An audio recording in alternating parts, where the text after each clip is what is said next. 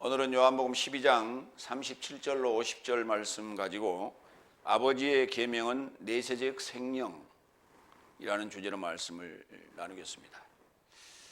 일반적으로 우리가 내세적 생명이란 말은 참된 교회에 와서 처음 들어봤을 거예요.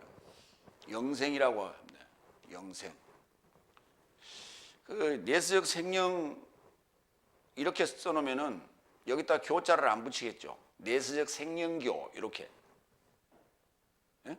영생 그러니까 영생교 이런 게 탄생한 거 아니에요? 그 듣기에 사람 영생교 하면 참 좋잖아요. 조희성이가 결국은 그 영생교를 만들어 가지고 결국은 사람도 죽이고 이런 짓을 하다가 결국 사형 당했죠. 성경은 말이죠. 성경에 나오는 용어들은 우리가 레파토리 형식으로 이렇게 사용하기 좋은, 듣기 좋은 그런 형태로 자꾸 만들어서 쓰려고 해서는 안 돼요. 원어에 가깝게 어쩌면 원어에 가깝게 그것을 번역하는 것이 그것이 우리가 성경을 이해하는 데 큰 도움이 되는 거예요. 내세적 생명하니까 얼마나 좋아요. 영생 그러면 저도 제가 영생이 기도할 때 그렇게 하잖아요. 영원 전부터 영원까지. 영원 전이 어디가 있어? 그러니까 그 다들 말장난이라는 거야. 그걸 갖다. 내세적 생명, 현세적 상황이에요. 지금 우리가 지금 이걸 현세라고 그래요. 현세적 상황에서 우리가 얻어야 될 것, 믿어야 될 것은 내세적인 거예요. 그럼 내세적이라는 게 뭡니까? 죽어서 이후에? 아니요. 빛의 세계, 하나님의 세계를 이해하는데 현세적 요 사고로는 이해가 할 수 없어요. 늘 얘기하죠. 개미가 어떻게 저기 사람의 마음을 이해할 수 있겠냐고. 맞는 말이에요.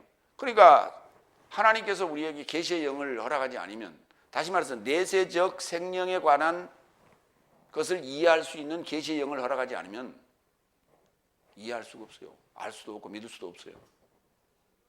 현실을 믿는 게 아니고 과거를 믿는 게 아니에요. 내세를 믿는 거예요. 내세를 믿는데 그 내세가 우리 죽은 이후의 내세가 아니란 말이에요. 일반적인 우리 인간의 사고로 성경을 이해한다는 것은 그건 절대 불가능한 거예요. 내세적 생명을 내가 소유해야만 구원인 거예요. 오늘 그런 내용을 말씀을 나누겠습니다. 첫 번째, 요한복음 12장 37절로 43절. 이사야의 예언대로 하나님의 영광보다 사람 삶의 영광을 더 사랑했다. 아니, 한번 생각해 보세요. 하나님의 영광이 다 찬란하게 비친다. 그걸 사랑하지 어떻게 사람 영광이 무슨 라이트처럼 비쳐요? 구약의 하나님의 영광은 성막 위에 구름 기둥으로 또는 빛으로 역사하잖아요. 근데 사람 영광, 스타, 일종의 스타들,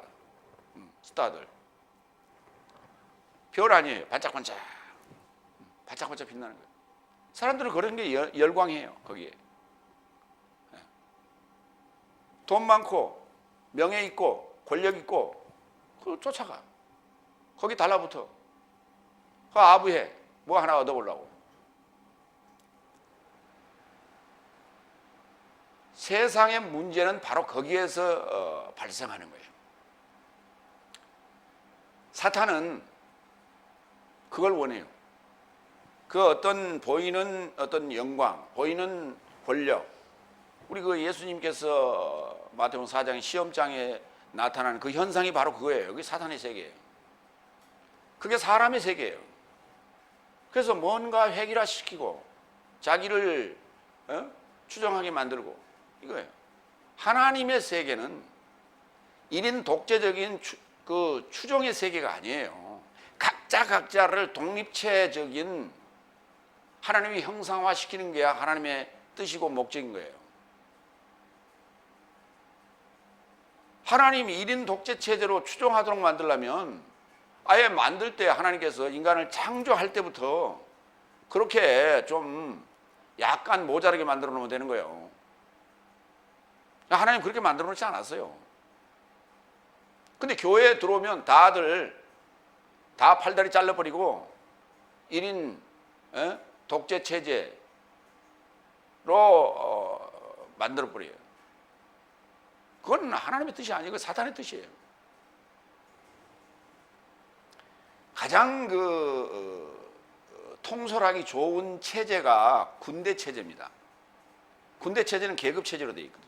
그렇기 때문에 가장 통솔하기 좋은 거예요. 그래서 말 안 들으면 기합 주고 요즘 월차례라고 그러잖아요. 군교육 때 집어넣고 상급자가 하급자를 다스리고 이게 계급 체제예요. 우리나라에 지금 그런 유사한 체제로 되어 있는 게 구세군이죠. 군대 모자 쓰고 조금 있으면 이제 성탄절 다가오면 겨울에 땅그랑 하면서 구제연금 받는다고 그러고 있을 거예요. 하나님의 나라는 그런 군대 체계 아니에요. 그건 사탄의 체계입니다. 하나님은 각자가 독립된 하나님의 나라가 완성되기를 원하는 거예요. 그 영광을 드러내라는 거예요. 그 영광을 드러내는 그게 하나님의 영광인 거예요. 세상 사람들이 보기에는 예수님이 그렇게 화려해 보이지 않았단 말이에요. 이사야 53장에 예언한 대로 들레지도 아니하고 풍채도 없고 별 볼 일 없는 그러한 저 나사렛 예수의 모습으로 나타난다고요. 그러나 그 속에 들어있는 그 생명의 말씀, 진리의 말씀은 그 누구도 따라올 수 없는 그러한 권세 있는 말씀이었어요. 첫 번째 37절 38절 그런데 이 많은 그의 표적을 저 삶 앞에서 행한 것인데 그에 이르고자 믿지 않더라. 예언자 에사이아스의 말씀이 채워지려고 이것을 언급하였다. 주여 내 삶에 들음으로 누가 믿었습니까? 그리고 주의 팔이 누구에게 계시되었습니까? 이게 지금 37절이 이해 안 가는 지금 글이에요. 예수님께서 그렇게 표적 삶을 행하였다면 오늘날 예수님께서 이와 같이 표적을 행했다면 아마 거대한 교회가 만들어졌을 거예요. 한국에 와서 했다면. 이스라엘에서 때문에 그랬을까요? 상상을 한번 해보시라고. 한국에서 만약에 예수님께서 성경에 기록된 이와 같은 표적을 행하셨다면 한국인들 거의 한 90%는 다 예수 믿었을 거예요. 그리고 뭐 교파가 나눠질 필요도 없어. 다 한 교파로. 다 통일됐으면 다 교회로 다 모여들 거예요. 주일날 되면 거리에 차 하나가 없고 사람 하나가 없을 거예요. 근데 말이 안 되는 소리를 해놨다니까요. 그 많은 표적 삶을 행했는데 그에 이루고자 믿지 않더라 그랬어요.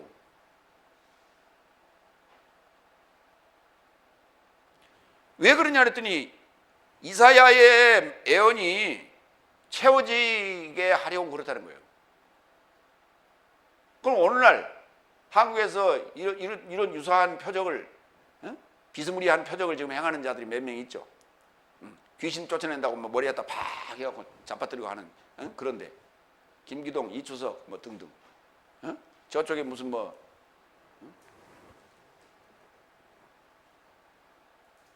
이런 데는 사람들이 몰려든다니까요. 그 무슨 뭐 하나님의 그게 주신 큰 은사인 줄 알고. 그런데 그럼에도 불구하고 예수님께도 많은 사람들이 몰려왔어요. 그런데 믿지 않았다고 얘기해요. 믿지 않았다고. 오늘날 지금 수많은 교인들이 교회를 주일날 나가요. 그러나 믿지 않고 있다는 거예요. 그게 믿음이 아니에요. 그냥 모임에 가는 거예요. 모임. 왜? 잘못 가르치고 있기 때문에. 헛것을 믿고 있는 거예요. 그러면 이사야 예언을 좀 볼까요? 이사야 53장 1절로 6절. 우리가 전한 것을 누가 믿었느냐? 여호와의 팔이 누구에게 나타났느냐? 그는 주 앞에서 자라나기를 연한 순 같고 마른 땅에서 나온 뿌리 같아서 고운 모양도 없고 풍채도 없은즉 우리가 보기에 흠모할 만한 아름다운 것이 없도다. 야, 지금 표현이 얼마나 멋있어요. 이런 표현을 어떻게 썼을까? 번역하는 사람도 참 잘했어. 응? 별 볼 일 없는 그런 한마디로 딱 이렇게 얘기할 수 있는 걸 아주 리얼하게 표현했어요. 3절, 그는 멸시를 받아 사람에게 버림받았으며 간고를 많이 겪었으며 질고를 아는 자라. 마치 사람들이 그에게서 얼굴을 가리는 것 같이 멸시를 당하였고 우리도 그를 귀히 여기지 아니하였도다. 그는 실로 우리의 질고를 지고 우리의 슬픔을 당하였거늘 우리는 생각하기를 그는 징벌을 받아 하나님께 맞으며 고난을 당한다 하였노라. 우리가 되게 그러죠. 고난을 당하는 어떤 사람들이 있단 말이에요. 질병으로나 뭐 등등등. 응? 그러면 하나님께 뭔가 잘못해서 저렇지. 매 맞는 거야, 저거 매 맞는 거야. 그걸 고소해. 평상시 좀 의시되고 폼 잡고 뭐 뻐기고 그러더니 잘 됐어. 하나님한테 좀 혼 좀 나야 돼. 늘 이런 식이란 말이죠. 왜 그러냐면 교회에서요 늘 비교하고 그렇게 교육을 받다 보니까 몸에 배 있어요, 그냥 교인들이. 그래서 지극히 이기적이에요, 교인들이. 상대를 이해하려고 하지 아니하고 관용하려고 하는 그런 게 없어요.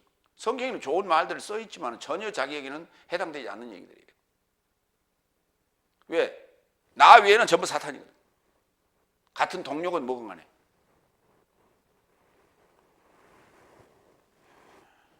(5절) 그가 찔림은 우리의 허물 때문이요 그가 상함은 우리의 죄악 때문이라. 그가 징계를 받음으로 우리는 평화를 누리고 그가 채찍에 맞음으로 우리는 나음을 받았도다. 우리는 다 양 같아서 그릇 행하며 각기 제갈 길로 갔거늘. 양들이 그렇다고요.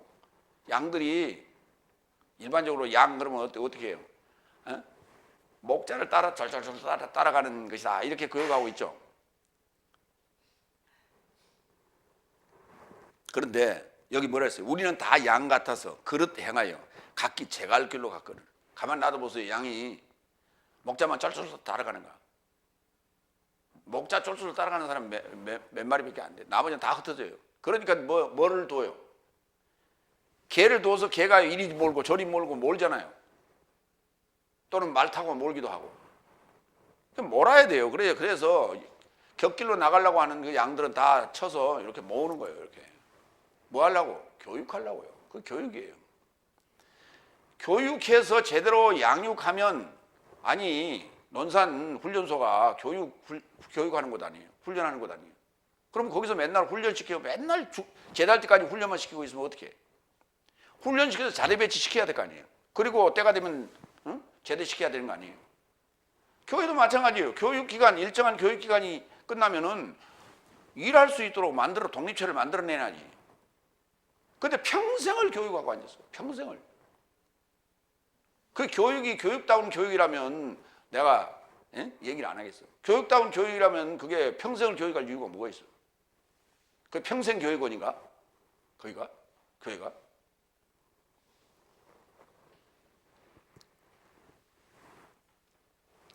(6절)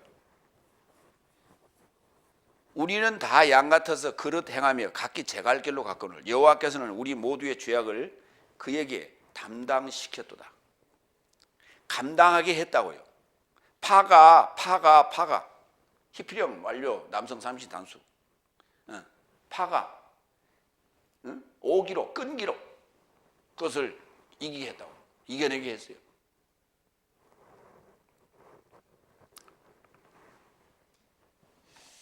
참 참고 인내한다는 게요.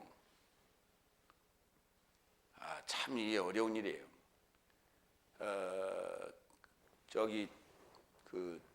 북한 특파원 양성했던 그 영화 그 뭐죠? 결국은 다 죽었는데.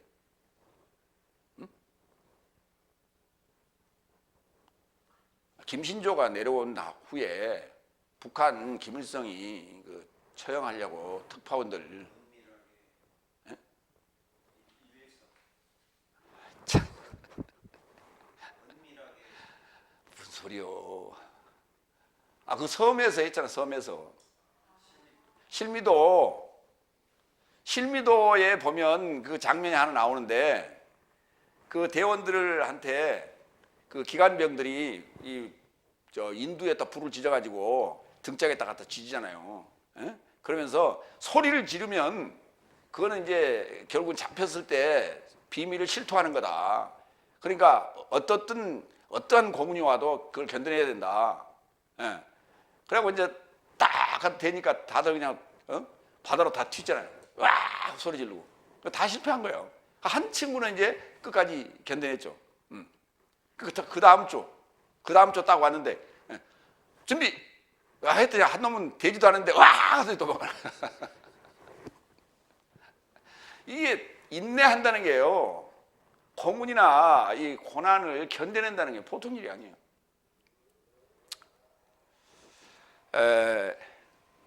제 아버님이 말이죠. 제가 초등학교 5학년 때 수술을 그 고향에 있는 병원에서 한 병원에서 3번, 한 병원에서 3번 이렇게 했는데 왜 병원을 옮겼냐 하면 아랫 병원에서 그 병원이 박혜의원이고 첫 번째 갔던 병원이 두 번째 병원이 삼세의원인데 첫 번째 병원에서 첫 번째 수술하고 실패했어요. 대장 그 절단하고 접합 수술했는데 그게 터져버린 거예요 다시. 근데 누군가 그런 얘기를 하더래요. 마취를 안 하면은 금방 낫는다. 그 소리를 듣고 아버지가 마취를 거부했어요. 그리고 수술을 2번 했어요. 근데 2번 다 실패했어요. 그래서 그 소문이 그 고을에 읍내에 쫙 퍼진 거예요. 야, 박혜의원에 마취를 안 하고 수술한 사람이 있다. 이렇게 소문이 났어요. 그래서 위에 이제 삼세병원에서 거기를 찾아온 거예요. 그 원장한테 얘기했어요. 야, 나한테 맡겨. 내가 실패하면 내가 병원비 안 받을게. 치료비 안 받을게. 그래갖고 병원을 옮겼어요. 거기 3번 실패했어요. 그 4번에 그러니까 5번의 수술을 다 마취를 안 하고 했다고. 응? 나는 거짓말인 줄 알았어요. 그게. 근데 내가 직접 목도를 한 적이 있어. 전주 예수병원에 가서 나왔는데, 그 이제 몸이 좀 어느 정도 회복되니까 일하러 나간다고 나가서 전봇대 세우는 밑에 그 이렇게 그 가로로 넣는 그 시멘트 있어요. 꽤 무거워요. 그 한 30kg 이상 될 텐데. 30kg 뭐야? 40kg 넘게. 그걸 이제 등에다 짊어지고 이제 이동하는 건데, 가다가 힘이 붙이니까 갖다가 통 넣는다고 놓은 게 밑에 시멘트 뒤에 이제 그 받침대하고 그게 통 놓는 사이에 이 손가락을 못 뺐어. 이게 박살난 거야. 그래서 이걸 받잡고 왔어. 그래서 그 옆에 마을에 그 병원에 가서 이제 그걸 수술을 하는데 마루에 앉아서 하는 거야. 마루에 앉아서.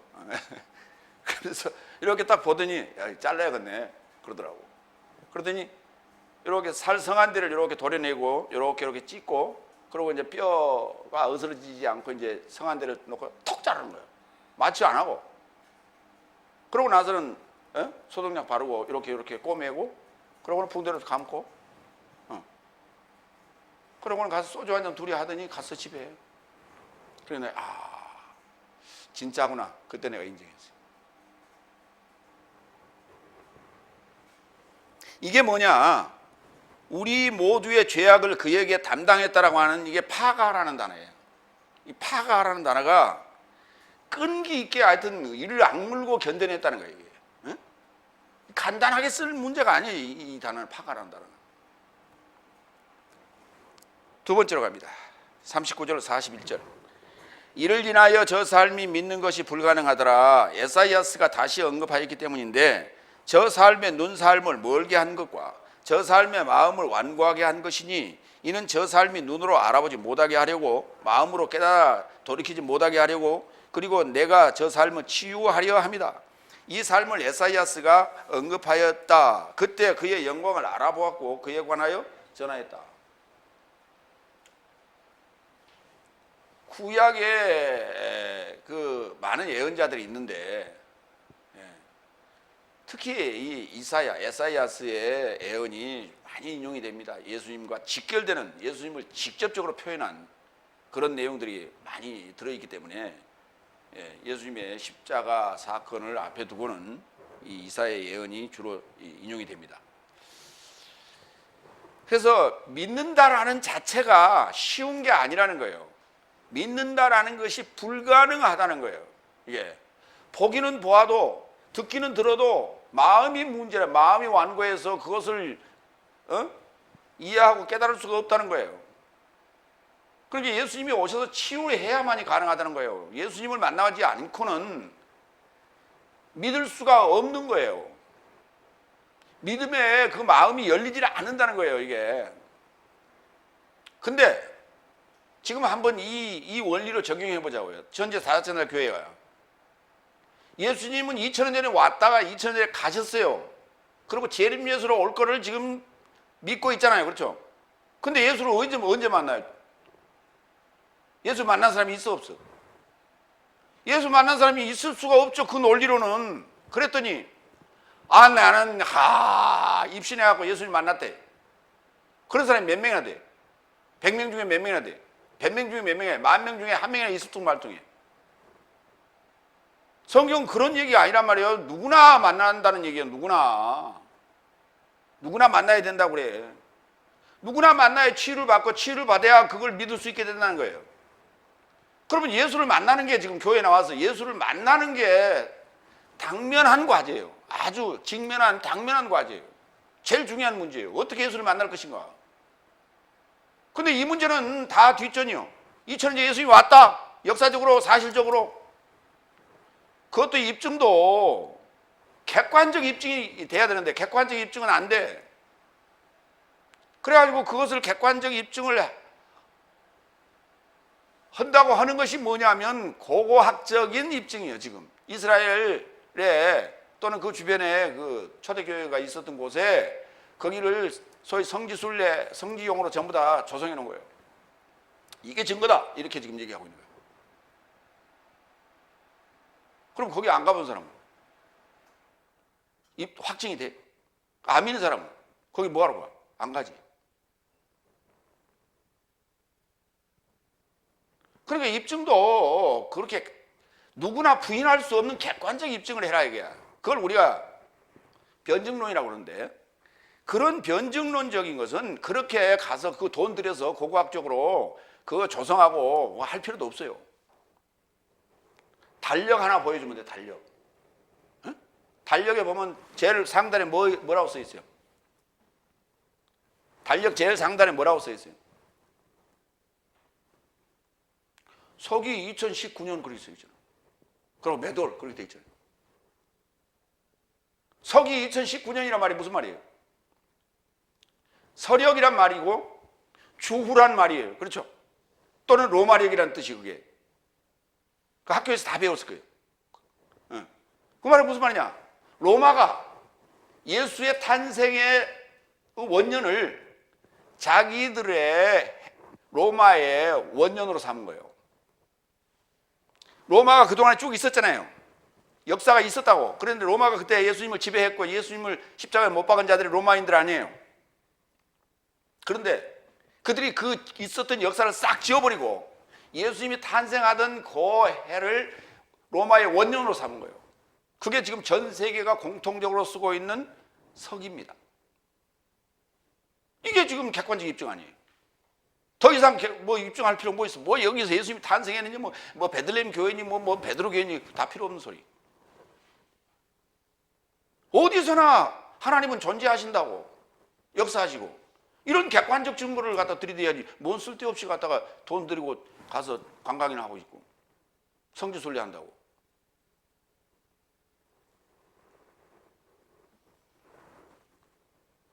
문제는 그런 객관적인 것을 토대로 해서 우리가 믿어야 되는데 무엇을 믿어야, 어떻게 믿어야 되느냐. 무엇을 믿고 어떻게 믿어야 되냐. 내적 생명을 내가 소유하는 것이 구원이라고 믿어야 돼요. 그러면 어떻게 믿어야 되냐. 예수 그리스도에 이르고자 믿어야 되는 거예요. 이르고자가 뭐예요? 에이스, 화하는 거예요. 예수님 화되는 거라니까. 뭐 나는 죽으라고 믿습니다. 그래야 천국 가겠습니다. 웃기는 얘기지. 그게. 하나님은 그 얘기를 듣고 있으면 놀고 있네 그럴 거예요. 놀고 있는 거예요 지금. 이사야 예언을 좀 볼까요? 이사야서 6장 1절로 13절. 영광에 대해서요. 우시야 왕이 죽던 해에 내가 본즉 주께서 높이 들린 보좌에 앉으셨는데 그의 옷자락은 성전에 가득하였고 스랍들이 모시고 섰는데 각기 6날개가 있어 그 둘로는 자기 얼굴을 가렸고 둘로는 자기 발을 가렸고 둘로는 날며 서로 불러 이르되 거룩하다 거룩하다 거룩하다 만군의 여호와여 그의 영광이 온 땅에 충만하도다 하더라. 이것이 일반적인 우리가 하나님의 영광을 이해하는 차원이에요. 이게 일반적으로. 그러니까 하나님의 영광이 그렇게 그래서 높이 들리는 어떤 그런 보좌에 앉아 있는 그 왕의 그 위엄이 있잖아요. 뭐 그런 모습으로 이렇게 지금 상상을 했겠죠. 그러니까 우리도 지금 그렇게 이해를 하고 있는 거예요. 영광에 대한 캐보드라는 단어가. 그 자리는 무거운 자리라니까. 우리 지금 사극에 보면은 왕들의 스케줄이 자기 마음대로 스케줄을 짭니까? 자기 마음대로 할 수 없어요. 딱 정해진 그 시간대 안에서 해야 돼요. 지금 마찬가지, 대통령도 마찬가지예요. 자기 시간 없어요, 거의. 옛날 왕도 마찬가지, 자기 시간 거의 없어요. 아니, 한번 생각해 봐요. 얼마나 타이트하게 왕을 관리를 하냐 하면요. 한번 생각해 봐요. 왜 왕손이 귀한 줄 아세요, 여러분? 왕손이 귀한 줄 아세요? 그러니까 그 황후한테서 왕비한테서 낳는 그 왕손이 귀한 이유가 있어요. 그래서 그 적자보다는 후궁들한테서는 간혹 이게 많이 나오는 이유가 그거예요. 그건 좀 비밀스럽게 가서 그 잠자리를 하는 거예요. 그러나 왕비하고 할 때는요, 시간 정해주고 뭐 이것 저것 다 해하고 그 잠자리 하는 걸 지켜보고 있다니까. 상궁들이 지켜보고 앉았어, 이렇게 그 옆에. 그게 되겠어, 그게? 제대로? 애가 만들어져? 그러니까 왕들이 받는 스트레스가 얼마나 대단하겠어요. 그러니까 단명하는 거예요. 그래서 이쪽 비유 맞출라, 저쪽 비유 맞출라, 당파 싸움에. 이 짐이라고 하는 이 영광이라는 게 그 캐보드. 4절. 이같이 화답하는 자의 소리로 말미암아 문지방의 터가 요동하며 성전의 연기가 충만한지라. 그때 내가 말하되 화로다 나여 망하게 되었다. 나는 입술이 부정한 사람이여 나는 입술이 부정한 백성 중에 거주하면서 만군의 여호와이신 왕을 배웠음이로다 하였더라. 그때 그 스랍 중에 하나가 부젓 가락으로 제단에서 집은 바 핀 숯을 손에 가지고 내게로 날아와서 그것을 내 입술에 대며 이르되 보라 이것이 내 입에 닿았으니 내 악이 죄하여졌고 내 죄가 사해졌느니라 하더라.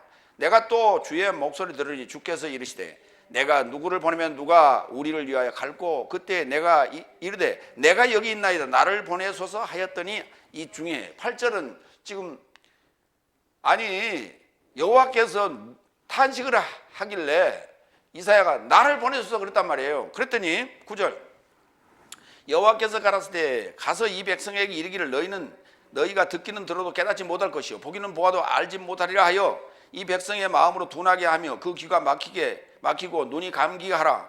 그의 눈 안에서 대면하여 보고 그의 귀 안에서 듣고 그의 마음을 위하여 깨닫고 그가 돌아와서 그를 위하여 그가 치유하게 하였다. 아니 이사야한테 보내가지고 귀도 열리게 하고 눈도 열리게 하고 알아듣고 깨닫게 하고 이렇게 하지.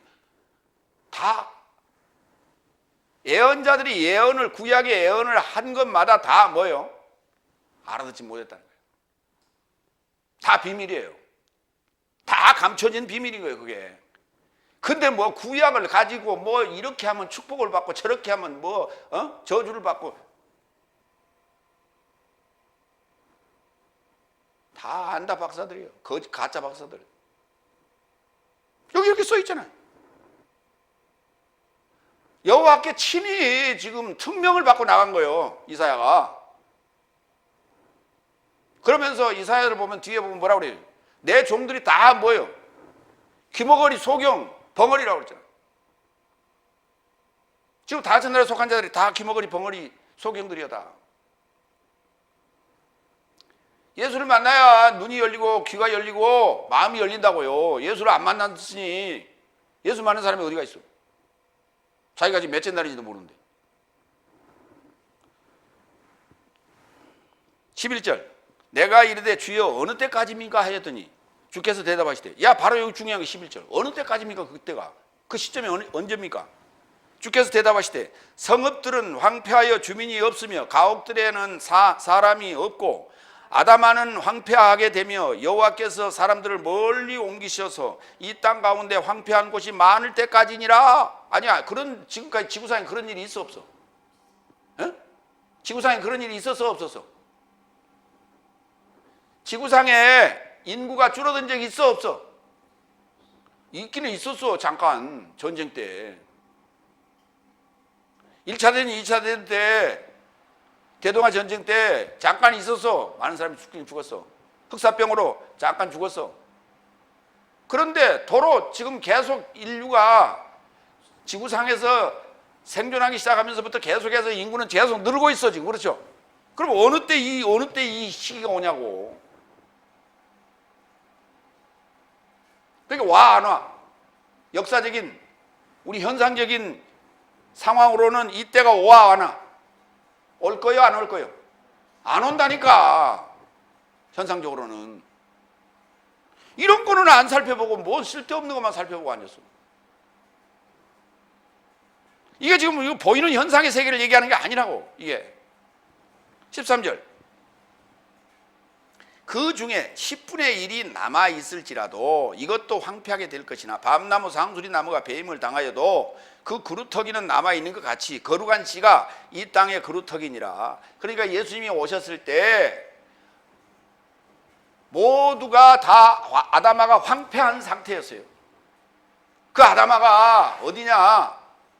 아담을 소망하는 요 마음 상태를 얘기하는 거예요. 마음 상태들이 다 황폐한 상태였어요. 오직 그루터기가 누구냐? 거룩한 시인 이 땅의 그루터기가 바로 예수 그리스도란 말이에요.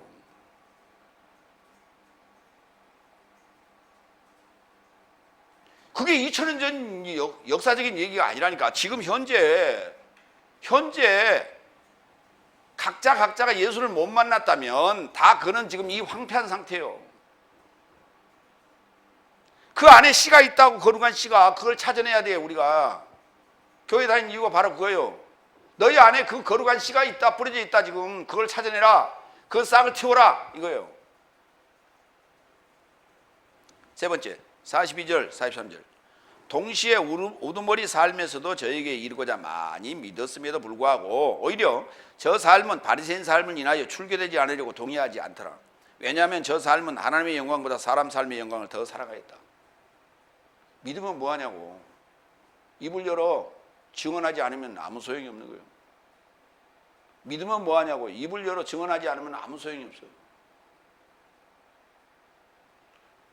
여러분 요새 길거리 다니다 보면 뭐 이렇게 세워놓고 책자 나눠주고 또 무슨 설문조사 한다고 이래갖고 가서 인터뷰하고 막 그런 거 보셨죠? 많은 사람들이 그러고 다녀요.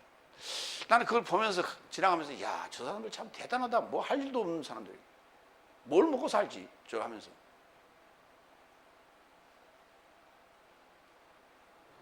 그러니까 그거 해가지고 사람들이 한 사람 두 사람 그 뭔가를 그 자기들이 원하는 집단으로 모여들면 그게 돈이 된다는 거예요. 그러니까 그 일을 하지. 날 열일을 제쳐놓고. 근데 왜 진리를 가진 이 그리스도인들은 그 일을 안 해? 그렇게 해서 될 일도 아니지만.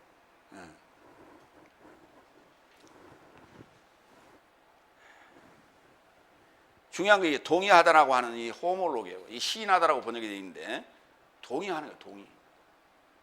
시인하는 것은요. 시인이란 말은 우리가 조서 받을 때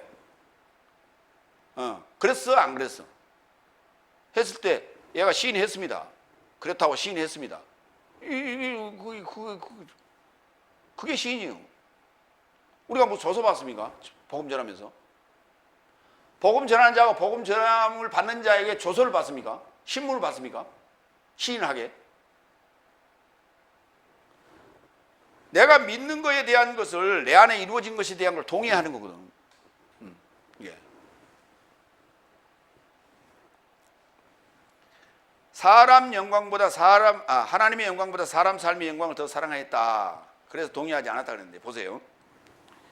여기 이제 대표적인 인물이 두 사람이 나오는데 요한복음 19장 38절로 39절.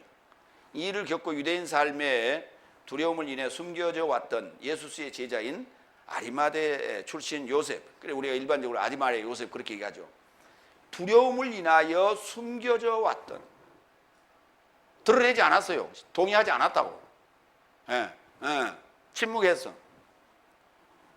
예수의 몸을 가져가려고 빌라도를 조르니 빌라도가 허락하는지라. 그런즉 가서 예수의 몸을 가져가니라. 먼저 밤에 예수를 향해 왔던 니고데모도 모략과 침향 섞은 것을 100리트라 가량 가지고 왔었다. 니고데모도 마찬가지. 예수님께 십자가에 죽으시고 죽으실 때까지 그들은 침묵했어요. 대표적인 인물 중에 두 사람이 지금 나오는 거예요. 나머지 사람들은 다 숨어서 그 모습을 자기가 믿는다고 하는 걸 드러내지 않았죠. 왜? 유대 사회로부터 매장당할까 봐. 살 수가 없죠. 그게 이해가 잘 안 된다고요? 그러면 내가 이해를 돕기 위해서 설명을 드릴게요. 개봉동을 제가 갔어요. 여기 교회 오기 전에 저쪽에 교회에서 자리를 옮겨보려고. 어떻게 가다 보니까 개봉동까지 갔는데 저쪽이 골목에 보니까 그 부동산이 써있는데 보니까 연세부동산 이렇게 써있더라고. 그래서 아하 가면서 근데 그 글씨가 청색으로 해가지고 아주 산뜻하게 나서 그래서 생긴 지 얼마 안 된 것 같다 하는 느낌으로 들어갔어. 그러면서 연세교회 교인, 연세중앙교회 교인 같다 하고 들어갔어. 그래서 이만저만 해서 내가 교회 자리를 좀 알아보러 왔습니다. 그랬더니 그분이 빙긋이 웃더니 하는 얘기가 이래요. 목사님, 이 근방에는 교회를 안 하는 게 좋습니다. 왜요? 그랬더니 만약에 이 근방에서 교회를 했는데 교인 중에 만약에 장사하는 분이 있다면 그분은 장사 못합니다. 왜요? 그랬더니 여기 연세중앙교회가 싹 잡고 있잖아요. 그러니까 여기 다 사는 사람들이 연세중앙교회인데 저 가게가 우리 교회를 안 나오고 다른 교회를 간다. 그러면 그 가게는 안 가죠. 가서 안 팔아줍니다. 그러니까 문 닫아야 됩니다. 거기만 그런 게 아니에요. 저 마무리 쪽도 마찬가지고, 저기 명일동 쪽도 마찬가지고. 명일동 가보세요. 교회가 있는가? 개척교회 하나도 없어요. 그 천호동에서 명일동으로 넘어가는 그 구도로가 있어요. 구분다리 길이라고 있는데 내가 거기 버스를 가면서 계속 봤어. 좌우로 쭉 살펴봤는데 딱 한 개 있더라고. 2층에 개척교회가. 그러고는 거기까지 갈 때까지 교회 하나도 못 봤어. 왜? 교회가 안 돼요. 무슨 말인지 이해가 되세요? 이게 바로 유대교회로부터 출교당할까 봐 하는 얘기예요. 같은 얘기예요. 그러니까 교회를 안 나가면 장사가 안 돼. 거기에서, 그 지역에서. 어거지라도 교회를 나가는 거예요. 왜? 장사하려고.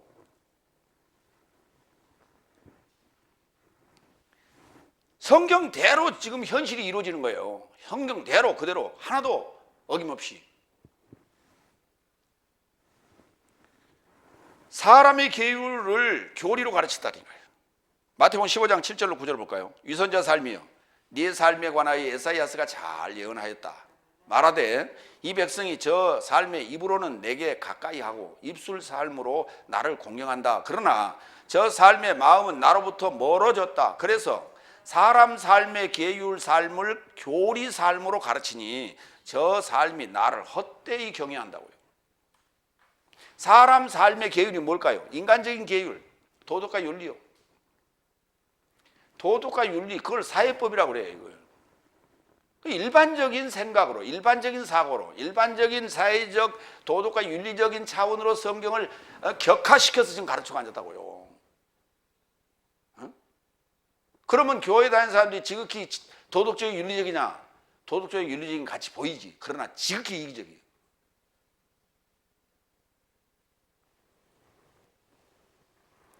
왜? 자기는 거룩하대. 자기만. 그러니까 이기적이에요. 그래서 로마서 10장 8절로 10절 반드시 입으로 동의해야 돼. 호몰로게오. 호모. 같이 말해야 돼. 내 말을 하면 안 돼. 내 말을 하면 안 돼. 목사의 오록이 따로 있으면 안 돼. 무슨 놈의 목사의 오록이 따로 있어. 무슨 뭐 코미디인가? 오록이 따로 있게. 코미디들 왜 자기 유행어 있죠? 어? 그거 하나 가지고 그냥 평생 벌어먹고 살잖아요. 어?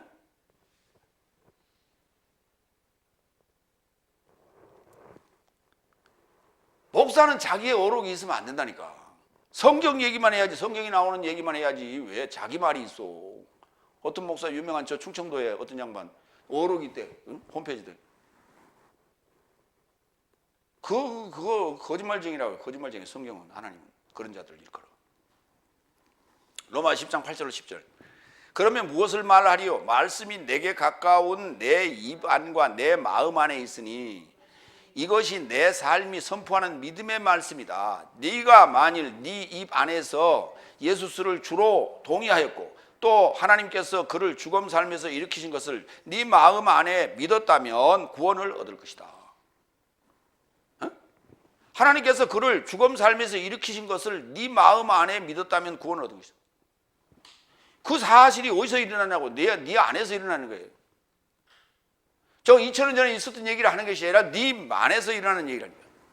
10절. 왜냐하면 의에 이르고자 마음으로 믿어지고 구원에 이르고자 입으로 동의된다. 그러니까 마음으로 믿고 입으로 동의해야 구원이에요. 복음 증언하지 않으면 구원이 없다니까. 마음에 있는 말을 하잖아요. 마음이 없는 말을 어떻게 해? 마음이 없는 말을 하면 되게 얼굴이 어색하잖아요. 그죠?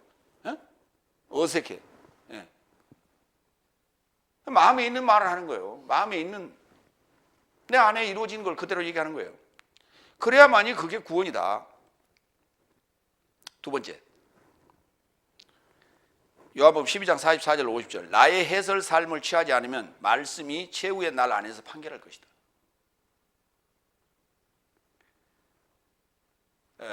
교회를 안 다니는 사람도요. 예수라는 이름을 모르는 사람이 없고요. 하나님이라는 단어를 모르는 사람이 없어요. 그리고 요한복음 3장 16절 정도는 다 웬만하면 알아요. 그렇죠? 그러니까 하나님 말씀을 안 들어본 사람은 거의 없어. 왜? 듣지는 않았더라도 지나가면서 보기는 봤어. 그렇죠? 왜? 교회들 많잖아요. 교회들이 되게 길가에 있죠. 길가에 다니면서 다 봤어. 다 흘리고 다니는 거죠. 근데 그 사람 그럴다 하더라도 뭐 한다고요? 말씀이 최후의 날에서 판결할 것이다. 나는 교회에 나간 적 없으니까 나 말씀을 들은 적 없어. 그러니까 나는 판결 안 받을 거야. 천만의 말씀. 네 번째 45절. 그래서 예수께서 외쳐 언급하셨다. 나의 이르고자 믿는 자는 나의 이르고자 믿는 것이 아니요 오히려 나를 보내신 이에 이르고자 믿는 것이다. 그리고 나를 바라보는 자는 나를 보내신 이를 바라보는 것이다. 그분이 누구예요? 하나님의 아버지죠. 아니 그러니까 나의 이르고자 예수 그리스도화 된다는 것은 하나님 아버지화가 되는 거라니까요. 하나님이 되는 거예요. 하나님이. 근데 이 중요한 이르고자라는 요 에이스라는 단어를 전치사를 99.99%를 번역을 안 했어요. 0.00001%만 했다고. 번역을 이렇게 한 것도 아니고 비스무리하게끔 거의 번역을 안 했어요. 이 중요한 단어를 이르고자를. 그러니 엉터리를 믿을 수밖에 지금 다 가짜로 믿고 있잖아요. 예수를 믿고 있지 지금. 예수의 이르고자 믿고 있는 사람이 누가 있어? 이르고자가 뭔데요? 화. 한문으로 화. 예수화 하는 거라니까. 예수화를 하려면 예수가 나와 하나가 동체가 돼야 하잖아요. 그래야 가능하지. 내 안에서 죽고 나와 죽고 나와 함께 살아야 돼. 갈라디아 2장 20절의 고백이 나의 고백이 돼야 하는. 근데 갈라디아 2장 20절은 얘기하는데 갈라디아 2장 19절은 얘기를 안 해. 2장 19절은 얘기를 안 해. 2장 19절은 얘기를 안 해. 근데 갈라디아 2장 20절은 얘기를 안 해. 근데 갈라디아 2장 20절은 얘기를 안 해. 2장 19절은 얘기를 안 해. 근데 갈라디아 2장 19절은 얘기를 안 해. 한번 열어봐요. 갈라디아 2장 19절. 갈라디아 2장 19절이 더 중요하다고.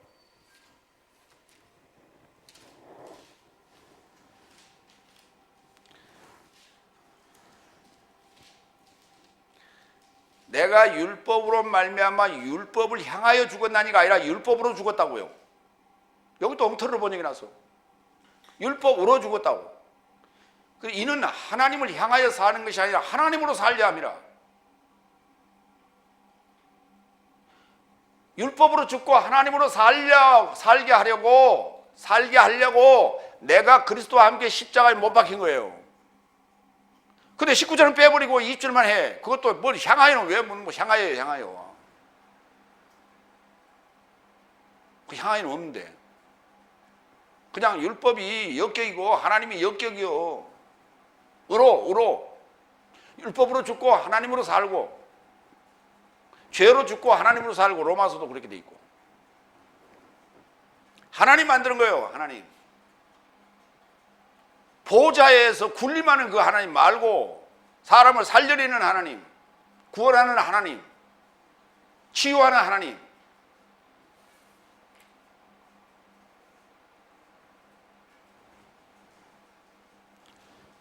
두 번째 대지로 갑니다. 나에 이르고자 바라보고, 나에 이르고자 믿는 자는, 이 말 이제 그 헬라어로 읽어봐요. 호피스티온 에이스 에메. 호피스티온 에이스 에메. 이게 에이스를 애매하게 번역해 놨다고요. 이게 그러면 안 돼. 정확하게 번역해야지. 나에 이르고자 믿는 자는 이렇게 된단 말이에요. 나에 이르고자 믿는 자는, 나화하고자 믿는 자는. 거기 보세요. 요한복음 11장 25절 26절. 예수께서 그녀에게 언급하셨다. 나는 부활과 생명이다. 나에 이르고자 믿는 자는 죽더라도 살 것이다. 그리고 나에 이르고자 믿는 자는 모두 내세에 이르고자 결코 죽지 않는다. 이것을 믿느냐? 그랬더니 최후의 날에 내가 살 것을 믿습니다. 그랬다고. 이게 지금 다섯째 날에 지금 부활관이에요. 응? 나는 최후의 날에 최후의 심판에 나는 살 것입니다. 나는 믿고 있기 때문에. 지금 우리 다섯째 날 교회하고 똑같아요. 마리아와 마르다의 신앙관이. 요한복음 16장 9절. 실로 죄에 대하여는 저 삶이 나에 이르고자 믿지 않았기 때문이다. 보세요. 이게 죄예요. 나에 이르고자 믿지 않는 게 죄라고. 나를 믿는 거, 그거 죄라니까. 그게 나에 이르고자 믿어야지. 나를 믿는 거, 예수에 이르고자 믿어야 되는데 예수를 믿고 있어. 그건 죄라니까. 이르고자는 미래형이고 예수를 믿는 것은 과거형이요. 그렇잖아요. 2000년 전 예수 믿는 건 과거형, 나에 이르고자 믿는 것은 미래형. 요한복음 14장 1절. 네 삶의 마음이 자극받지 말라. 하나님에 이르고자 믿어라. 그리고 나에 이르고자 믿어라. 그렇잖아요. 제자들한테 하시는 말씀이에요. 14장 만찬석에서. 그때까지도 제자들은 뭘 믿었어요? 예수님을 믿었지.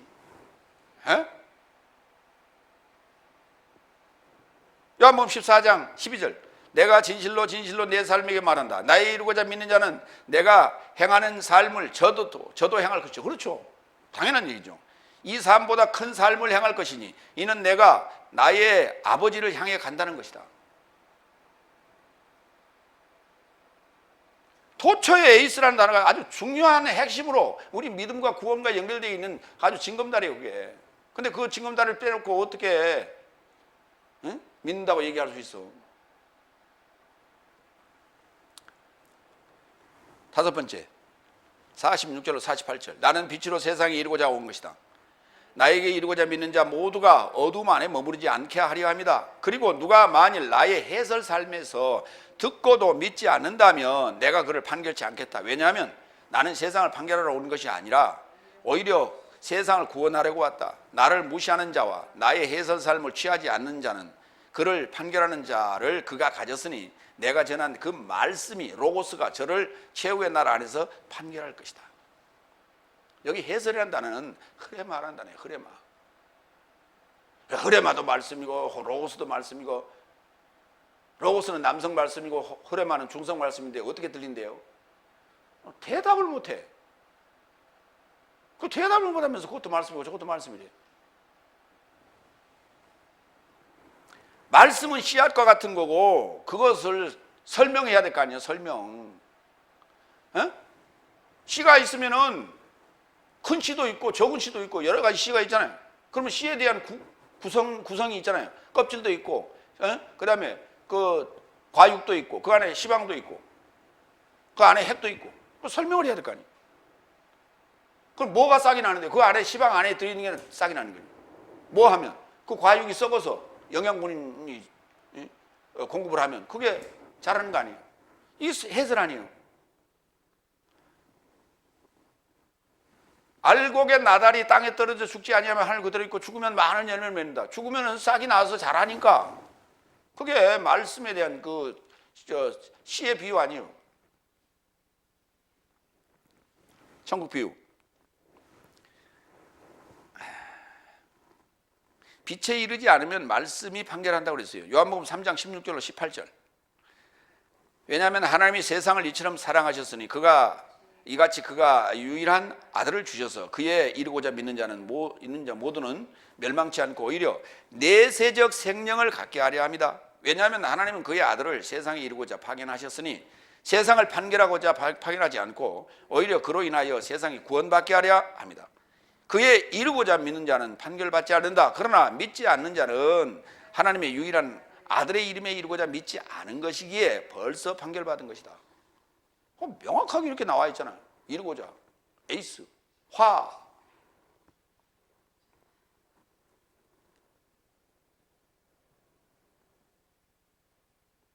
근데 요 이르고자를 살려놓고 한번 전도 한번 해보라고 그랬어요. 전도가 돼. 설명하려면 한참 해야 돼. 그렇죠? 에? 그러니까 이거는 지금 우리 6째 날이나 7째 날이 5째 날한테 설명해야 될 것들이에요. 참 놀랍죠. 그걸 그렇게 이렇게 감춰놨어요. 호티, 왜냐하면 매 피스티유캔 믿지 않았다. 에이스토 오노마 토 모노게누스 히우 투 데우, 하나님의 아들 독생하신 하나님의 아들의 이름에 이르고자 해요. 독생하신 하나님의 아들의 이름에 이르고자. 예수 아니에요. 그러니까 다 예수화가 되는 거라니까. 그리스도화가 되는 거예요. 기름 부음 받은 예수가 되는 거예요. 지금 기름 부음 받은 예수가 돼요. 그냥 예수가 아니라. 고린도전서 15장 23절로 26절. 최후의 심판은 어떤 것인가? 이거는 지금 사실 통째로 지금 아예 안에서 분리되지 아니하고 통째로 심판받는 것을 최후의 심판이라고 하는데, 성경에는 최후의 심판을 분리되는 형태로 기록을 해놨어요. 그럼 그걸 보자고요. 고린도전서 15장 23절 26절. 그래서 각자 자기 차례 안에서 각자 어디 안에서 읽어요. 자기 차례 안에서 일이 벌어진다니 지금부터 땡땡 이하가 각자 누구 안에서? 자기 차례 안에서 일어난다고요. 첫 열매인 크리스토스요. 다음에는 그의 임재 안에서 크리스토스의 소유된 삶이요. 그 후에는 완성, 3단계로 이루어진다고. 예수 그리스도와 함께 십자가에 죽고 부활, 첫 열매. 두 번째, 성령이 임재하잖아요. 강림하잖아요. 이게 지금 일반적으로 재림이라고 그러는데 임재라는 파루시아. 그 파루시아 안에서, 임재가 파루시아예요. 파루시아 안에서 크리스토스의 소유된 삶이 돼요. 내가. 그리고 완성이라고 하는 열매, 텔로스라는 완성의 열매가 만들어지는 거예요. 이게 나의 완성체를 얘기하는 거예요. 그게 각자 자기 차례 안에서 이루어진다고 고린도전서 15장에 부활장에 정확하게 이렇게 써놨어요. 근데 부활절날 이거는 인용 안 한다니까. 각자 자기 차례 안에서 된다고 이 말 안 해. 왜 성경에 있는 얘기를 안 하냐고. 부활절에 평생을 교회 다니면 80에 죽는다 칩시다. 그럼 몇 년 다니는 거예요? 최소한 알아듣기 시작할 때부터 시작하면 70년을 다녀요, 교회를. 70년을 부활절을 맞는데 각자 자기 차례 안에서 이 말을 안 한다니까. 한 번도 못 들어본 적이 없다니까.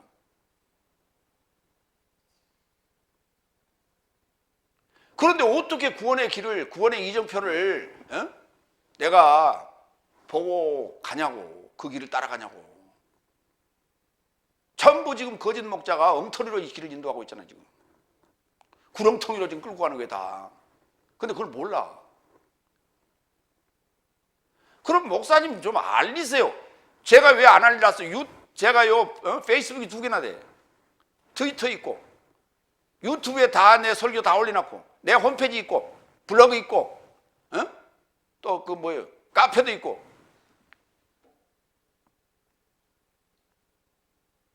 안 들어와. 안 열어봐.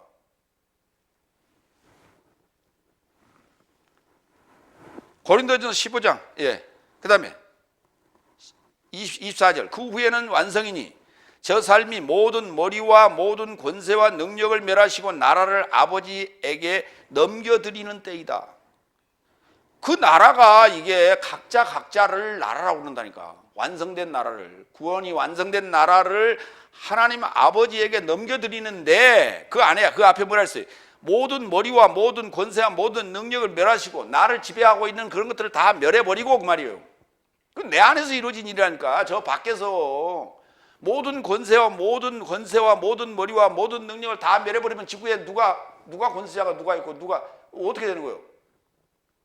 지구상에 모든 권세와 모든 머리와 모든 능력을 멸해버리면 지구상에 누가 있어? 한번 생각을 해봐. 아니 대통령 누가 뽑았어? 자기가 하자고 그래서 했어요? 국민들이 뽑아놓은 거 아니에요? 그렇죠? 왕이라는 그런 제도가 있는 나라가 있는데 태국이라든지 일본이라든지 그건 상징적인 것들. 권력이 있는 게 아니라 총리가 실제적인 권력을 행사하고 있죠. 그건 상징적인 거고 그들을 지금 제거한다는 얘기가 아니란 말이에요. 그럼 총리나 대통령이나 이거 다 제거해 버린다고? 경찰청장, 또 검찰청장 이거 다 제거해 버린다고? 법원장 다? 그럼 개판 5분전 되게? 맨날 범죄 일어나고 난리 날 텐데. 그들이 목적이 뭐예요? 유지하는, 치안을 유지하고 사회를 안정시키기 위해서 그것들이 다 존재하는 거 아니에요? 때로는 이제 그 권력을 이용해서 권력을 남용하는 사람들이 간혹 있기는 있지만 그들이 그런 권한을 준 이유는 사회를 안정적으로 치안을 유지하라고 준 거예요. 그게. 그래서 우리가 평화롭게 사회활동을 하고 신앙생활도 하고 여가 활동도 하고 그러는 거 아니에요. 근데 그것들을 다 제거해버리면 난리 개판 무법천지가 돼버리는 거예요.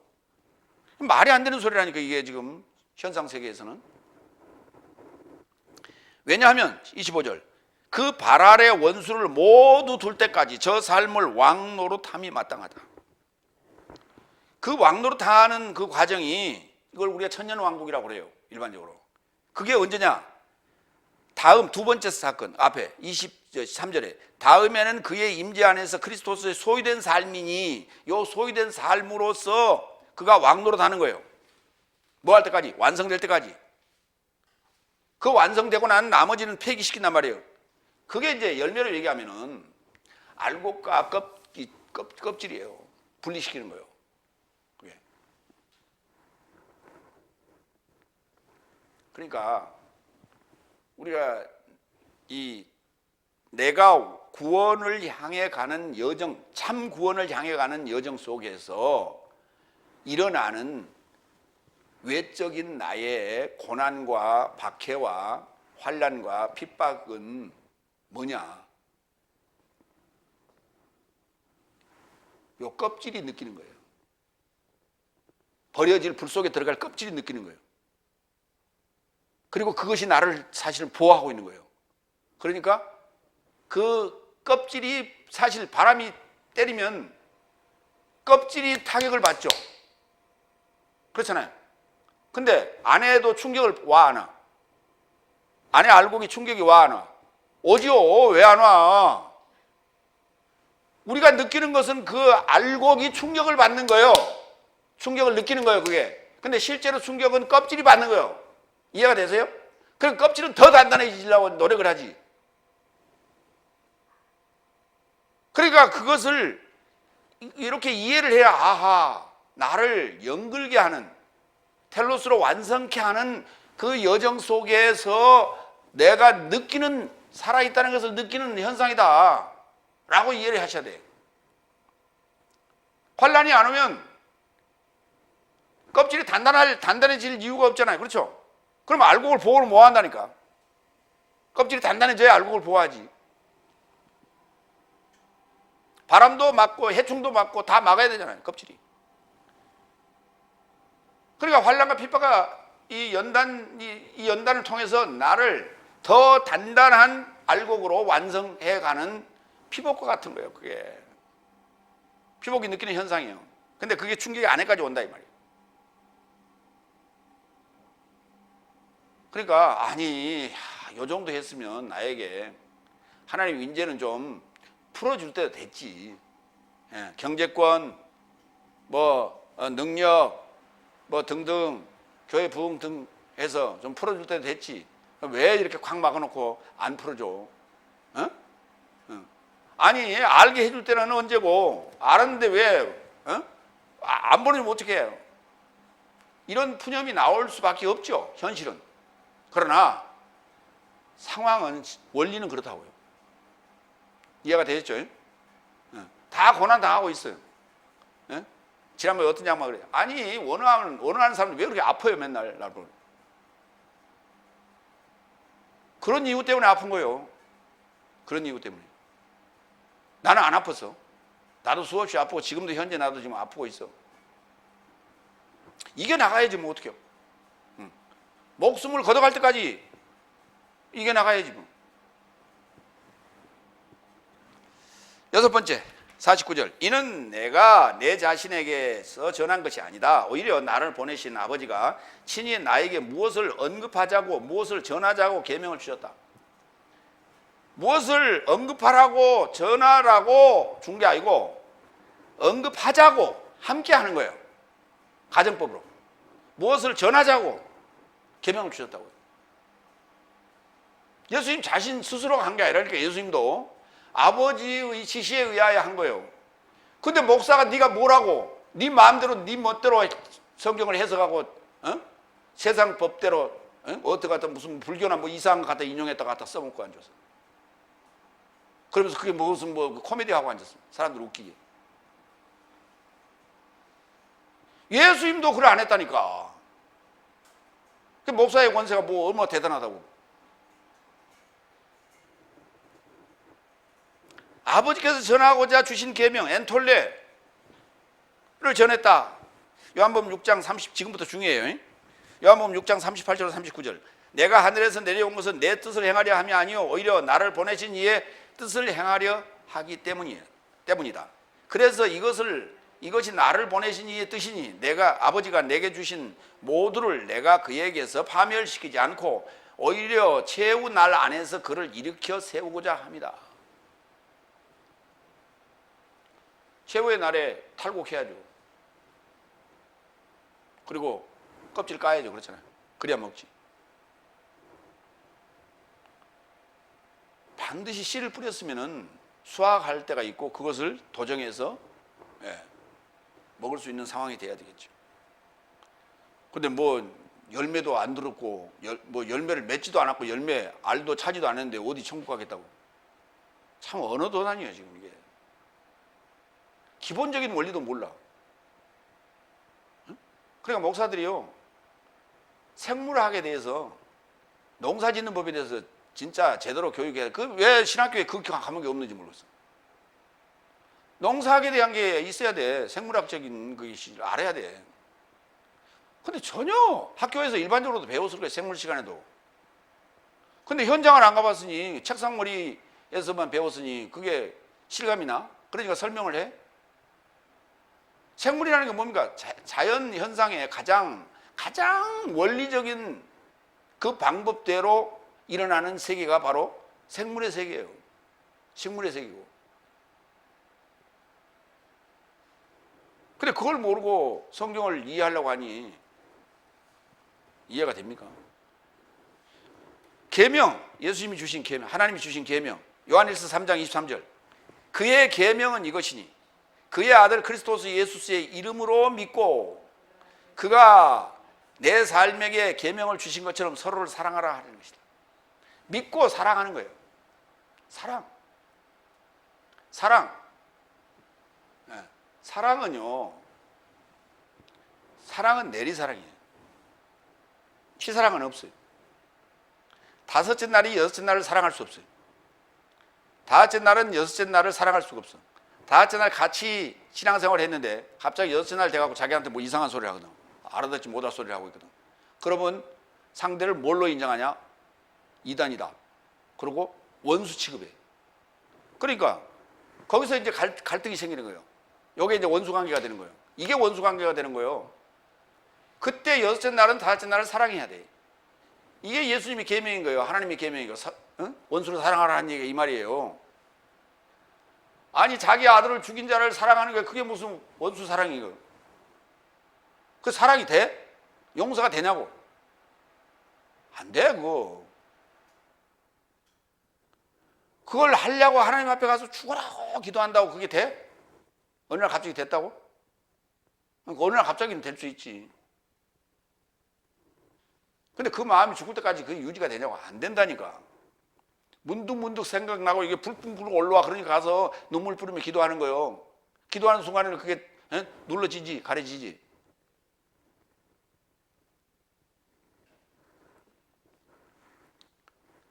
그래, 그걸 우리가 위선이라 하는 거예요. 위선. 그건 사랑이 될 수가 없어요. 여섯째 날은 다섯째 날 사랑할 수 있다니까. 일곱째 날은 여섯째 날, 다섯째 날 사랑할 수 있다니까. 왜? 그걸 구원시켜야 되니까. 지금 빠져서 허우적대고 있잖아. 아니 물에 빠져가 허우적대고 있는데 가서 손잡아 그랬더니 막 욕을 한단 말이에요. 그렇죠? 그런다고 내버려둬? 내버려두고 말 거예요. 잡어 그랬더니 야 좀 손 좀 닦고 오든지 미끄러워서 못 잡잖아. 막 쌍목 욕을 했어. 그렇죠? 물에 빠져가 허우적대면서. 그거 어떻게 해? 닦으러 가요? 그럼 죽어버릴 텐데. 그래도 건져내놔야죠. 그렇죠? 그게 애교지 그게.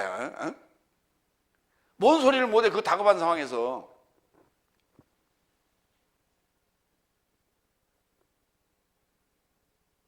그와 같은 거예요 지금. 그러고 나와서 이제 그가 어느 날 물에 빠진 나를 보니까 그때 생각이 나는 거야. 아 내가 그때 뭐라 했지. 야 너무했다.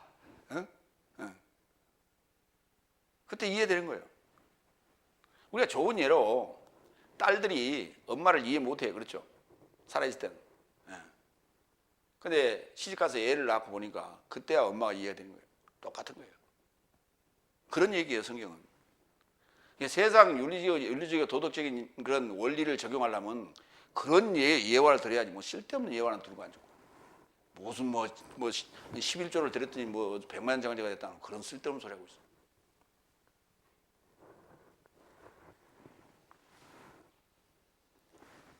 일곱 번째 50절. 그리고 나는 그의 계명이 내세적 생리라는 것을 알아본 것이다. 계명이 뭐라고요? 사랑이라는 계명이 뭐라고요? 내세적 생명이라고요. 그게 내세적 생명 때문에 그를 원수를 사랑하는 거지. 하나님이 사랑하라고 했다고 사랑하는 겁니까? 내가 교인이기 때문에 사랑하고 내가 목사이기 때문에 내가 집사이기 때문에 장로이기 때문에 사랑하는 거예요. 그걸 위선자라고 그런다니까. 직분 때문에 사랑하는 것은.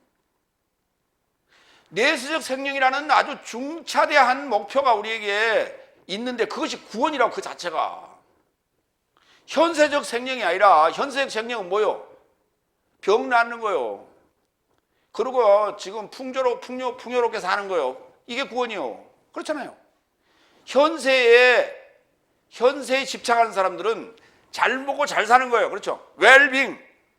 이게 구원이요. 좋은 집에서 좋은 차 타고 잘 먹고 잘 사는 거예요. 이게 웰빙. 구원. 이게 지금 사두개적인 사고방식이란 말이에요. 사두개적 사고방식. 성경은 하나님의 계명은 내세적 생명이라니까. 살려주는 영이 돼야 돼. 사람을 살려주는 영. 내가 널 살려줄 테니까 너도 사람을 살려라. 이거예요. 근데 그게 뭐냐? 일곱째 날 되는 거예요. 일곱 번째. 그리고 나는 그의 계명이 내세적 생리라는 것을 알아본 것이다. 그런즉 나는 아버지께서 나에게 지시한 것만큼 전하고 이같이 전한다. 그러니까 더 이상도 더 이하도 안 한다. 딱 그것만 전한다. 아버지 계명이 뭐라고요? 서로 사랑하라는 거예요. 내세적 생명이 뭐라고요? 연통의 해설 삶이요. 연통. 창세기 1장 1절부터 계시록까지가 전부 한 통으로 연결돼야 돼요. 뭐 구약은 율법이니까 십자가에서 뭐 어떻게 생기면 그거 떼버린다고? 그럼 가볍겠지 성경책이. 아니 성경책 들고 다닐 필요도 없다니까. 요즘은 핸드폰 하나 들고 다니면 돼. 구약 신약 다 들어있어. 주석까지 다 넣을 수 있어. 핸드폰 안에. 근데 이 성경이 무겁다고 그런 쓸데없는 소리 하고 앉았어. 핸드폰 나올 줄 몰랐나? 어?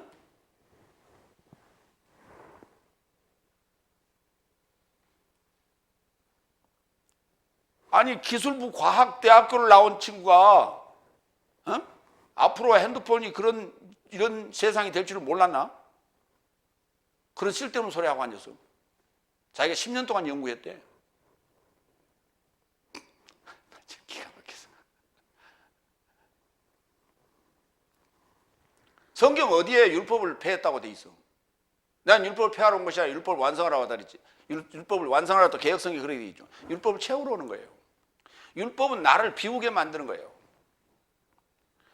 비우게 만든다는 말이 무슨 말이냐면 옥에 들어가면요 죄인이라고 하는 것을 자기가 인지하고 거기서 그걸 뉘우치기 시작하면 속을 다 비워요. 그때 그렇게 비워서 거기서 정말 부처라는 소리를 들은 사람도 교수형을 처하는 그 사형대 앞에서 서니까 욕을 바가지로 하고 오줌을 잘잘 싸더라는 거예요. 그렇게 인자하고 그런 그 정말 살아있는 부처라고 그렇게 칭송을 받았던 그런 살인마였는데 그자가 교수대 딱 앞에 올라가면서 욕을 바가지로 하고 그 올라가서는 오줌을 잘잘 싸더래. 사람의 마음을 비운다는 게 그렇게 어려운 거예요. 그렇게 비워야 예수가 들어가는 거예요. 그 자리에.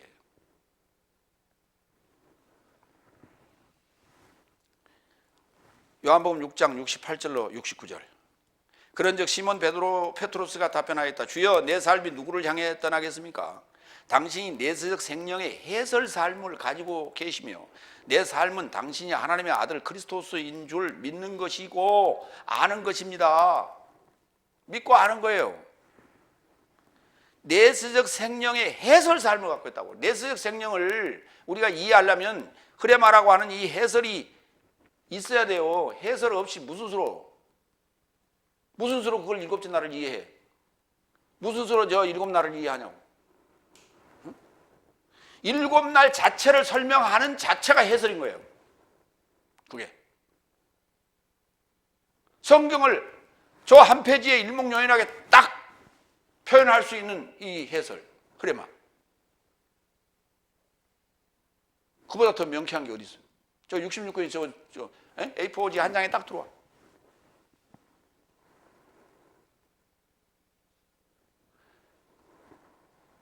(70년을) 들어도 무슨 말인지 모른다니까. 성경이 뭐냐고 물으면 몰라.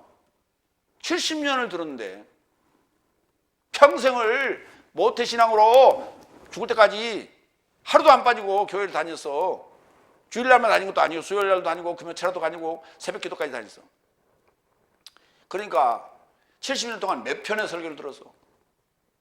집에서도 들었어. 요즘 유튜브가 있어가지고 홈페이지도 생기고 수많은 설교를 들었는데 성경이 뭐냐고 물어보면 몰라.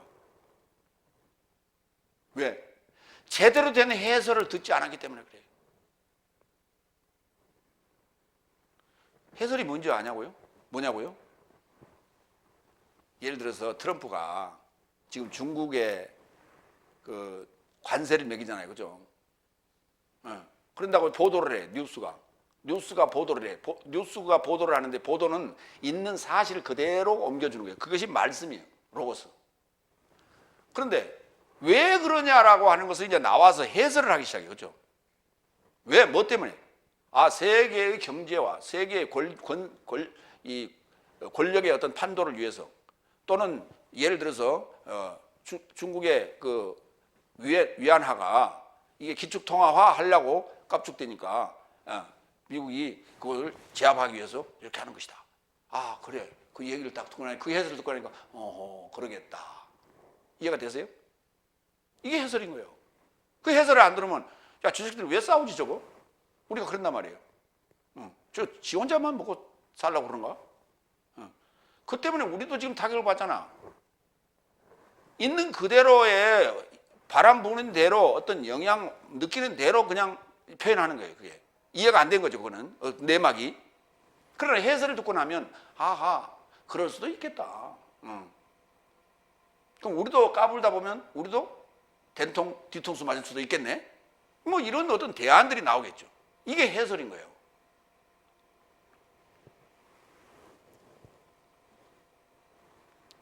요한일서 2장 24절로 25절 연통 에판겔리아. 그런즉 네 삶이 시작부터 들은 것을 네 삶 안에 머물게 하라. 시작부터 들은 것이 네 삶 안에 머문다면 네 삶도 아들 안과 아버지 안에 머물 것이다. 그리고 연통은 이것이니 그가 내 삶에게 내세적 생명을 연통하였다. 그러니까 시작부터 들은 것을 너 삶 안에 머물게 하라. 시작부터 들은 게 뭔데요? 창세기 1장 1절부터 얘기해요. 이게 창세기 1장 1절부터 계시록 22장까지가 다 네 안에 머물게 하라.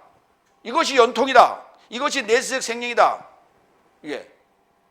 근데 뭐 구약은 떼버리고 뭐 어쩐다고? 그게 역사로 보이겠죠. 그게 율법으로 보이고. 율법은 나를 비우게 하는 것이고 예수님은 나를 그걸 채우는 거라니까. 거기다가.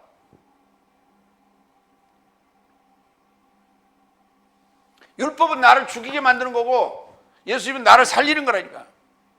율법으로 죽고 하나님으로 사는 거라니까. 구약과 신약을 그렇게 명쾌하게 바울이 해설을 해놓은 거예요. 율법으로 죽고 죄로 죽고 하나님으로 산다. 이게 성경 전체 얘기예요. 이게 해설이에요. 간단한 해설.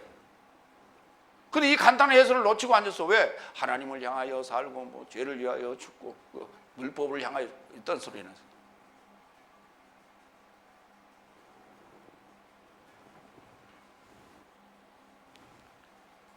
에판겔리아라는 단어는 연결된 소식이에요. 이걸 줄여서 연통 그렇게 합니다. 창세기부터 계시록까지가 하나로 연결이 돼야 돼. 이거를 우리가 구속사라고 하는 거예요. 다른 말로 얘기하면 이 구속사에 대한 교리 또는 이 연구, 이거를 지금까지 해오다가 지금은 포기했어요. 왜? 안 돼. 다섯날 사고방식으로는 더 이상 할 수가 없어요. 그래서 포기했어요. 일곱째 날이 저 자체가 지금 저게 구속사예요. 저걸 다른 말로 얘기하면 연통, 에판겔리아라고 하는 거예요. 저것이 통으로 네 안에 머물게 하라. 그것이 다 빛으로 바뀌어야 돼요.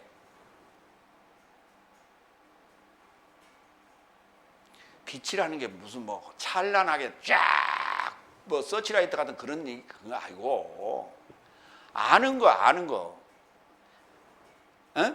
믿고 깨달아 아는 게 이게 빛이라고. 반대로 얘기하면 뭐예요? 어둠, 까막눈, 흑암, 무지. 그 무지의 상태에서 믿고 깨달아 아는 거예요. 듣고 믿고 깨달아 아는 거예요. 이게 빛이라고. 그 성경이 뭐냐고 70년 동안 다녔는데 물어보면 아무것도 몰라. 그건 어둠이라니까. 까막눈. 글자는 읽어. 근데 성경 내용을 몰라. 학교 다닐 때 그런 경험이 있을 거예요. 야, 10번 일어나서 이제 여기 읽어봐. 읽었어. 죽으라고 읽었어. 그럼 뭐라고 그 내용이 뭐지? 읽기는 읽었는데 뭐 하나도 기억이 안 나. 읽기는 읽었는데 하나도 기억이 안 나. 왜? 훈련을 안 해서 그래요. 훈련을 안 해서. 지금도 마찬가지. 초등학교 때 그런 기억이 있는데 지금도 마찬가지. 소리내서 읽고 나서 물어보면 아무 몰라. 어? 왜? 훈련 안 해서 그래. 소리내서 읽으면서 내용을 숙지하는 훈련을 해야 되는데 전부 눈으로만 읽어봤어. 지금 눈으로만. 독서실에 가서 공부하면서 전부 눈으로만 읽죠. 옆에 사람 방해될까 봐. 공부를 그런 식으로 해왔다고 지금까지 우리가. 그러나 성경을 공부하는 사람들은 소리내서 읽고 소리내서 읽으면서 성경 내용이 들어와야 돼요. 예, 이 훈련해야 돼. 그래야 교육을 할 수가 있어. 강의를 할 수가 있어. 설교야 원고와 써가지고 가서 하면 되지. 그러나 강의는 언제 어디를 읽을지 어떻게 알아?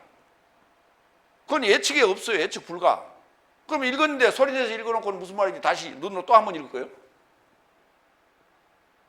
전혀 훈련이 안 돼. 좀 신학교에서 훈련해야 되는데 신학교 엉터리야. 뭐 실천신학은 어느 죽을 실천신학이요 그게. 실천신학이라고 가서 뭐 전도나 하고 앉고 있고. 전혀 현장감이 없는 그런 죽은 교육을 하고 있다. 지금. 그걸 바꾼다는 게 얼마나 힘든지 몰라. 증거. 마르티리아. 요한일서 5장 11절로 13절. 또한 증거는 이것이니 하나님께서 내 삶에게 내세적 생명을 주셨다는 것과 하나님께서 내 삶에게 내세적 생명을 주셨다는 것과 이 생명이 그의 아들 안에 있다는 거예요. 그러면 내가 그 아들과 하나 되어 있어야만이 내가 내세적 생명을 소유할 수 있죠. 그게 연통이란 말이에요. 이게 일곱 날 전체. 12절. 아들을 가진 자는 생명을 가졌으니 하나님의 아들을 갖지 못한 자는 생명을 갖지 못한 것이요. 가졌다는 말이 뭐예요? have, 소유, 에코 하는 거. 아들을 소유해야 한다니까. 어디서? 내 안에서 첫 열매 된 그분이 임재돼야만이 내가 그의 소유가 되고 나는 그의 소유가 돼.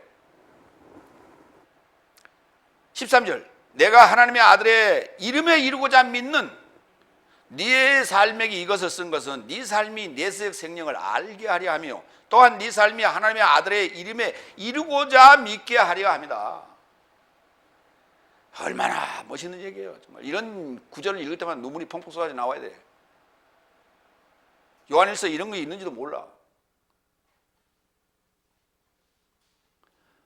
하나님의 아들의 이름에 이루고자 하나님의 아들의 이름화 된다니까. 그러면서 기도할 때는 죽으라고 하나님 아버지 아버지 그래. 네 이름이 뭐냐 김 아무개라 그래.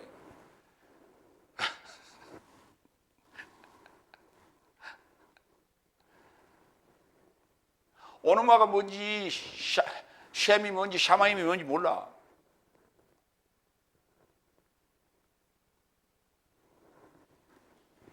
그걸 알아야 일세 이 이름이라는 게 얼마나 중요한지. 이름 석자가 아니라니까. 이름 석자 이름이 그런 얘기 아니요.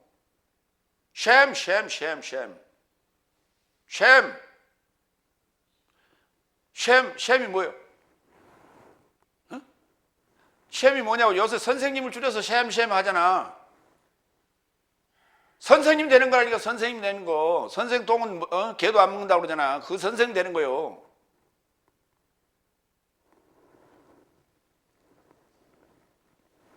로마서 6장 22절 23절.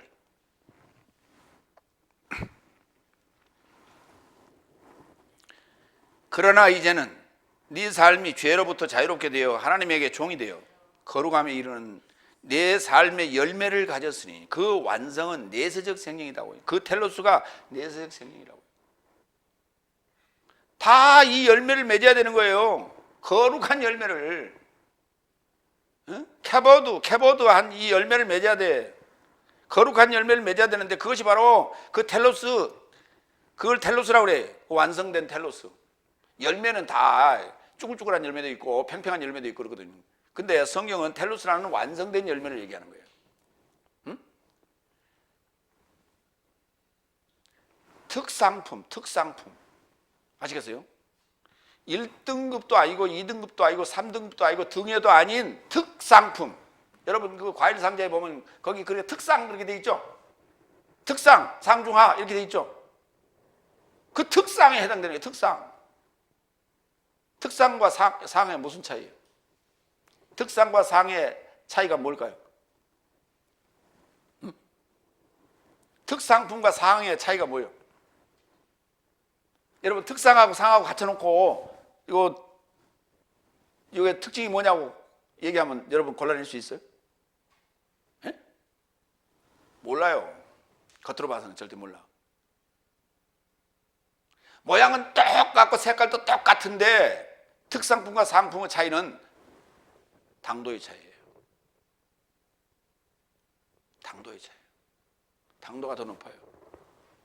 그러니까 우리 그 리아카나 차에 끌고 다니는 이렇게 벌크로 이렇게 팔로 다니는 분들 보셨죠? 그거 보면 어때요? 와, 밀감 같은 거 이렇게 잔뜩 싸가지고 다니면 와, 먹음직스러워 보이잖아요. 이렇게 싸? 아이고. 글쎄, 그게 싸긴 싼데 그게 특상이 아니라고. 등회 또는 3등품. 왜? 맛이야. 색깔은 똑같아. 크기도 똑같고. 그런데 당도가 틀려. 맛이 없어. 그래서 싸게 파는 거예요. 그래서 백화점에서는 비싸게 파는 거예요. 특상이라. 다 이유 있는 거예요. 근데 일반인은 잘 몰라. 색깔 좋고 크기 좋고 동글동글하고 맛이 보이기 좋으니까 그러니까 똑같은 줄 알아.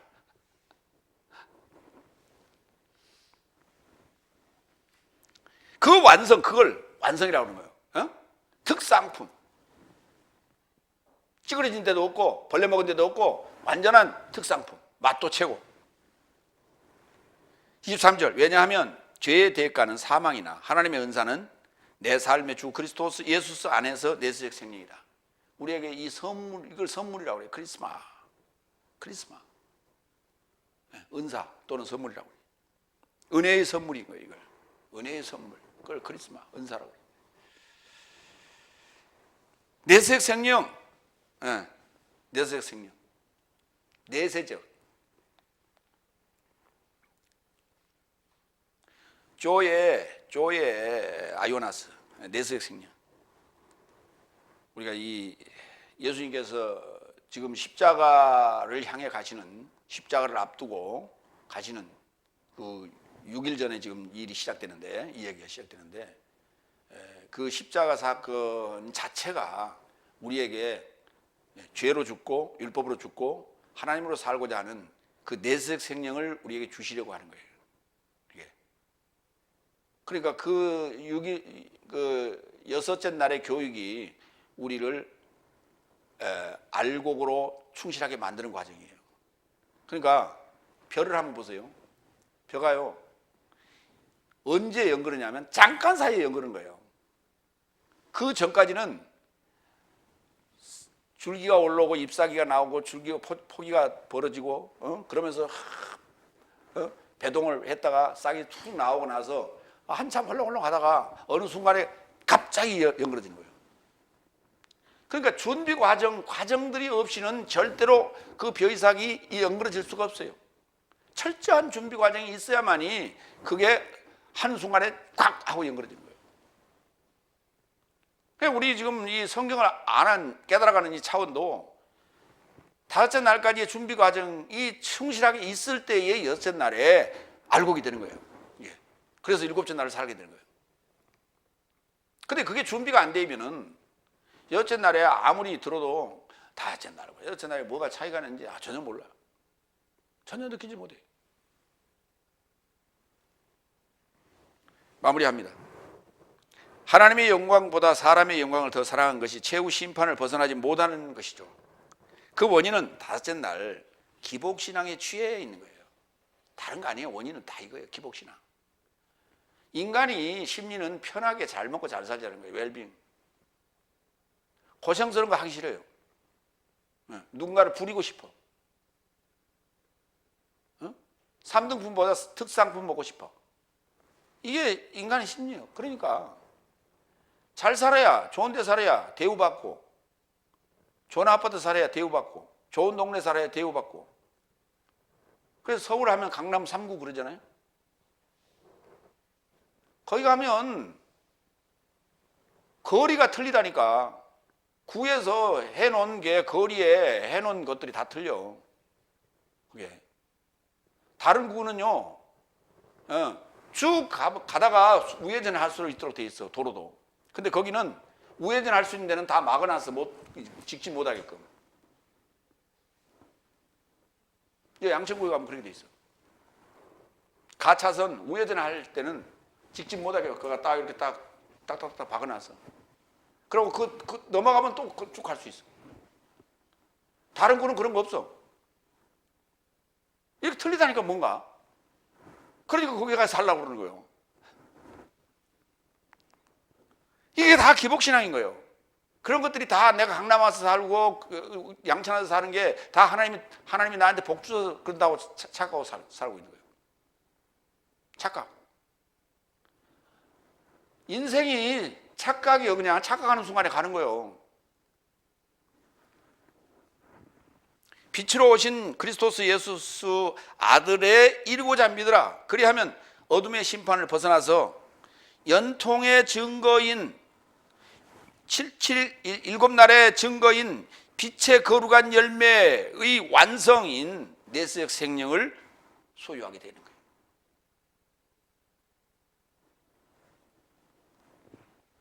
빛을 믿으라.